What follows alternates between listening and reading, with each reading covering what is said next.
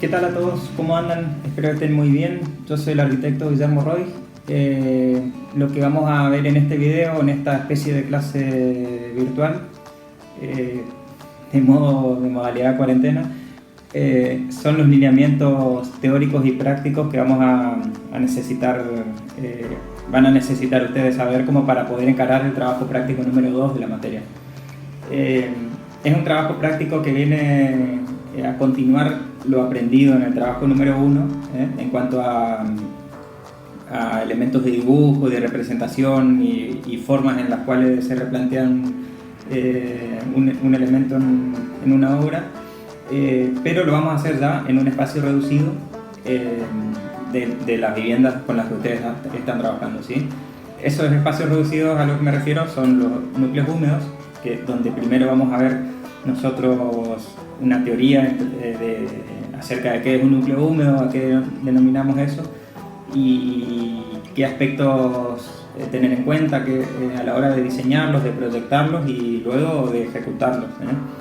Así que, bueno, cualquier duda que les genere en el video a medida que lo están mirando, la dejan comentada acá.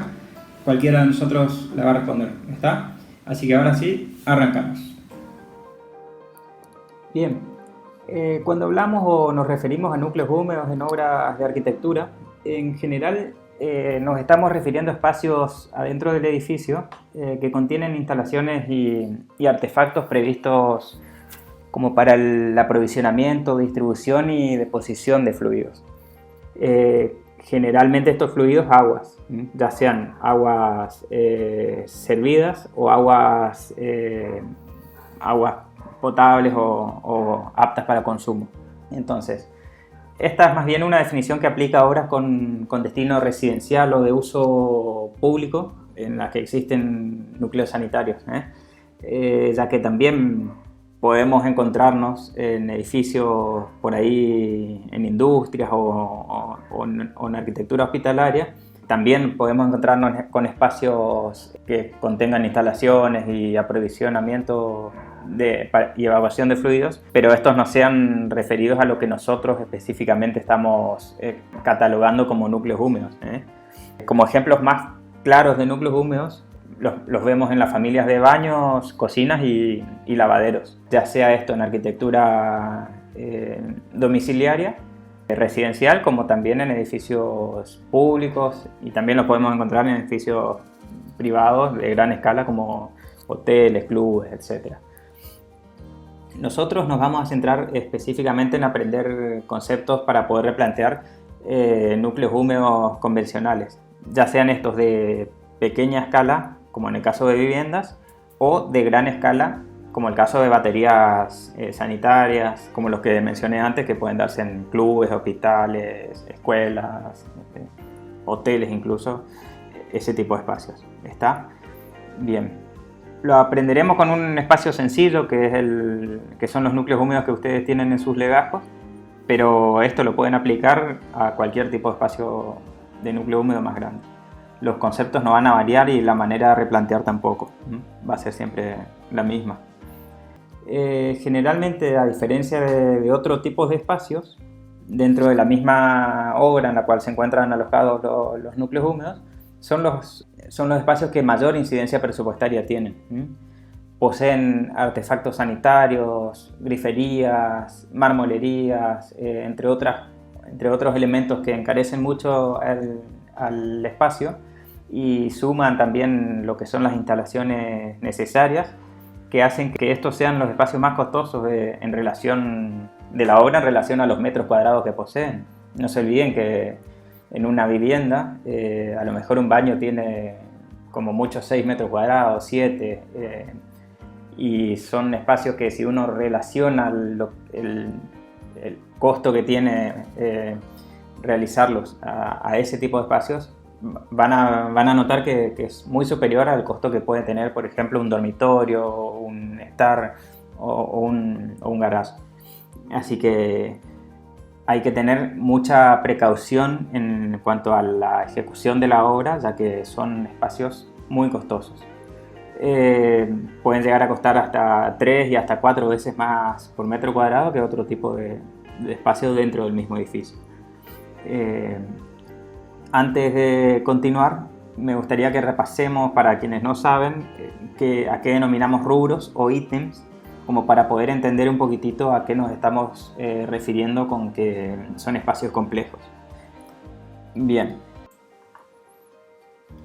Vamos a llamar rubros a la agrupación de tareas afines o por ahí realizadas por un mismo gremio, en las cuales nosotros organizamos una obra para poder planificarla, presupuestarla o incluso organizarla adentro de diferentes tareas.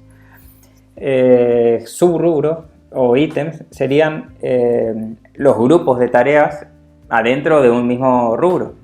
Para llevarlo un poquito a la práctica con un ejemplo que se va a entender mejor, podemos tener nosotros un rubro como albañilería, como rubro genérico, y como subrubro podríamos tener fundaciones, contrapisos, pisos, revestimientos, colocación de carpinterías, diferentes grupos de tareas relacionadas a la albañilería, pero de menor envergadura o agrupadas según tareas específicas. Así lo mismo podemos tener con otras agrupaciones, como decir instalaciones eléctricas, instalaciones sanitarias, como por ejemplo un rubro de instalación sanitaria, y adentro como subrubro tendríamos desagües locales por un lado, provisión de agua por otro, colocación de artefactos por otro. Esos serían ya subrubros, ¿no? O ítems. Lo mismo así podemos tener con construcción en seco, carpinterías, mobiliarios, marmolerías, cristalerías. Y fíjense que todos estos rubros que yo estoy mencionando pueden estar presentes en la ejecución de un núcleo húmedo. Es por eso que nosotros decimos que esto es una obra compleja, ya que es un espacio muy reducido.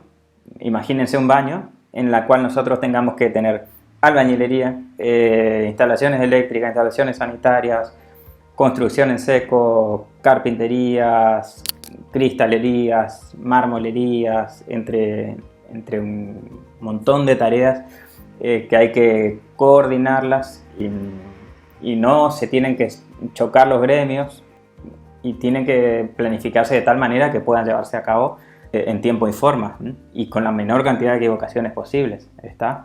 Entonces, la coexistencia de todos estos rubros o gremios, como también los distintos materiales y elementos que hacen que la ejecución de los núcleos húmedos se torne compleja y necesite una planificación bastante precisa, como para evitar cometer errores que terminen costando más de lo previsto. Y un error en este tipo de espacios acabamos de ver que es mucho más incidente en cuanto a presupuesto que un error en otro tipo de espacios.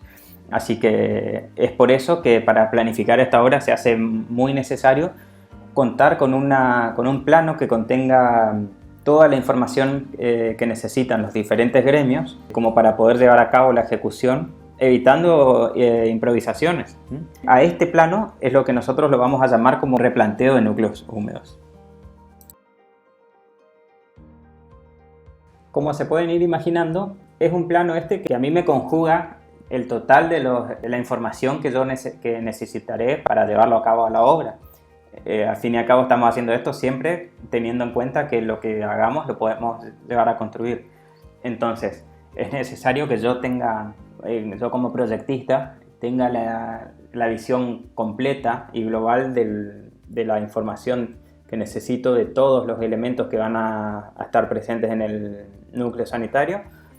Por ejemplo, si estamos hablando de un baño, la información de las provisiones y descargas de cada uno de los artefactos, de cada una de las griferías, ubicación de accesorios, ubicación de mobiliario fijo, comienzos de revestimientos, terminaciones de revestimientos, comienzos de guarda, etc.